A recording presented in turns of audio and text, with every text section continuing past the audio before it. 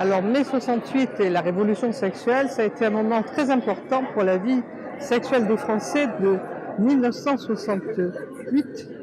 Et c'est vrai qu'à cette époque-là, la sexualité était quelque chose de bloqué. Il n'y avait que des tabous.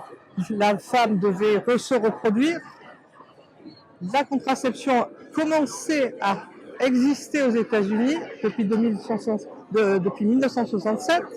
Elle arrive en France à ce moment-là. Il y a une réprobation de la contraception. Le pape fait une encyclique là-dessus, dans lequel il dit que c'est pas une bonne chose de lutter contre avec des moyens artificiels.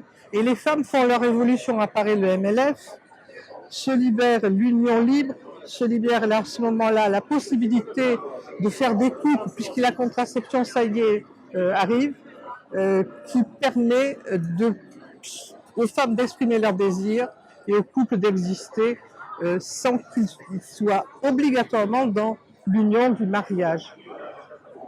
C'est vrai qu'une des conséquences, c'est qu'à ce moment-là, les divorces commencent avec beaucoup de rencontres à monter en flèche. C'est vrai que c'est un des héritages de 68 et c'est vrai que c'est aussi le moment où il y a la libéralisation de l'homosexualité. Il ne faut pas oublier que l'homosexualité à cette époque, c'était une maladie mentale. Et à l'heure actuelle, ce sont ceux qui sont contre l'homosexualité, les homophobes, qui sont critiqués, alors qu'en 1968, c'était l'homosexualité qui était mise à l'épreuve.